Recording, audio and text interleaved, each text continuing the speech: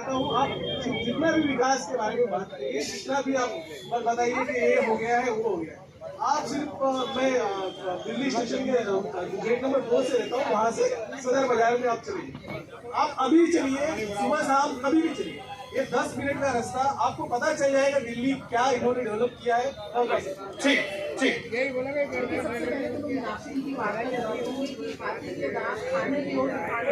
बिल्कुल सच। एक हाथी का नाम दिखा रहा था कि लोकपाल, दूसरी तरफ लोकपाल कैसे खाया गया वो हम सब जानते हैं। एक हाथी के दांत कह रहे थे कि हम देश में मोहल्ला क्लिनिक लाएंगे दिल्ली के अंदर। किस तरह असली उस समय मोहल्ला क्लिनिक के समय शीश महल का निर्माण हुआ, किस तरीके से ऑक्सीजन की त्रासदी हुई, तो वो हमने खाते हुए दांत ही देखा।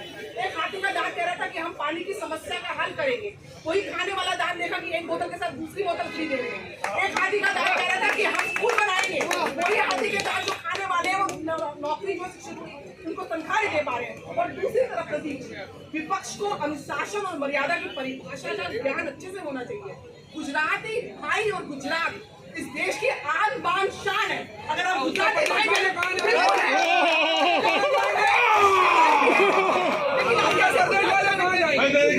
चुप का उत्तर प्रदेश वालों को तो राजनीति नहीं आती। भाई साहब किसान को तो राजनीति नहीं आती। जय जगन्नाथ बयान है, किसी का बयान आपको गुजरात को वोट किया था, आपने समाजवादी। अरे कोई बात नहीं, देखिए मेरे शो में नहीं थी, मेरे शो में ना तो प्रदेशों को लड़ाने की कोई जरूरत है, ना हिंदू मुसलमान करने की जरूरत है, ना तो आपस में जाति व्यवस्था के बारे में। गुजरात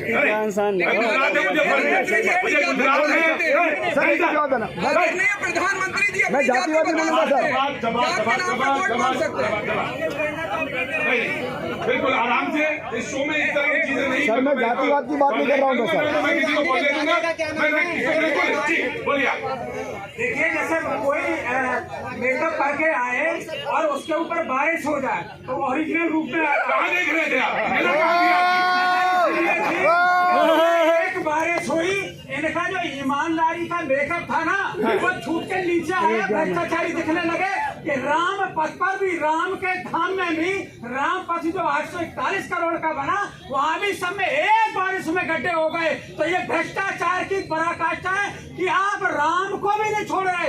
इनका तो वही, इनका अरे राम को तो सर मेरी बात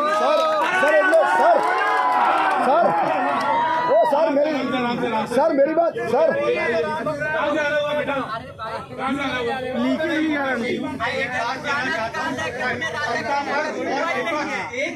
आरोप ना लगा करके एक साथ काम करें तब देश महान होगा। ये नहीं कि आप एक दूसरे पे आरोप लगाएं इससे देश महान होगा। एकता में ही अनेकता, आप एक होकर रहेंगे तब। क्या नाम है बेटे तुम्हारा? आमिर। आमिर कहाँ के रहने वाले हैं? यूपी में कहाँ के? डिस्ट्रिक्ट मैनपुरी के हैं। जब सब आप ही की तरफ इशारा कर रहे हैं कि सब आपस में एक तरह से मिलजुल के रहिए तभी काम चलेगा, वरना ये अकेले अकेले भागेंगे तो चाल लेके कौन उड़ रहा था पता चला नीचे ही आगे। बोलिए आमिर भाई।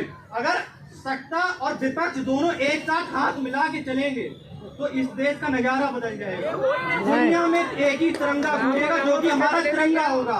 एक साथ मिलकर काम करिए, एक दूसरे पे आरोप मत लगाइए। आरोप मत लगाइए। जो भ्रष्टाचारी हैं उनको सामने लाइए, जो गलत है उसको दिखाइए, उसको बात करिए। अगर नीट पर बात होनी है, नेट पर बात होनी है तो बहस हो और अच्छी बहस हो और उस पर सहयोग होना चाहिए। कहाँ से आए साहब? हरियाणा से। बहुत देर से आए? मैं जुलाना से बोल रहा हूँ। भाई साहब ने अभी बोला था गधे, लेकिन मैं कहना चाहता हूँ 2023 से पहले वहाँ मोर कूदते थे, लेकिन अब की बात 4-5 गधे आ गए हैं।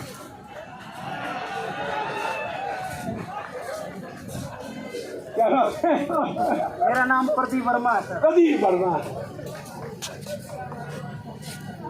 देखिए, आप जरा से भी छेड़ेंगे, ये जनता है और ये जनता है, इसको मालूम है। और ये व्यंग्य भी अच्छा कर लेती है, तंज भी अच्छा कर लेती है और कान पकड़ के घुमाना ये जानती है अच्छी तरह से।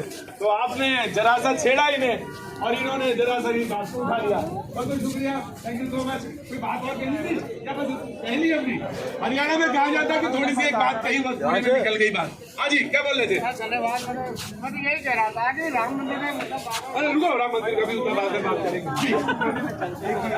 पहले तो ये देखा जाता था कि लोगों को तोड़ो, उसके बाद अपनी सत्ता जोड़ो, उसके बाद देखा गया धर्म के नाम पे तोड़ो और लोगों को गुमराह करो। लेकिन अब जवाब भाई जैसे एक प्रवक्ता निकले हैं जो जानवरों में भी मतभेद कर रहे हैं। मेहनती होता है गधा, हाँ मेहनती होता है।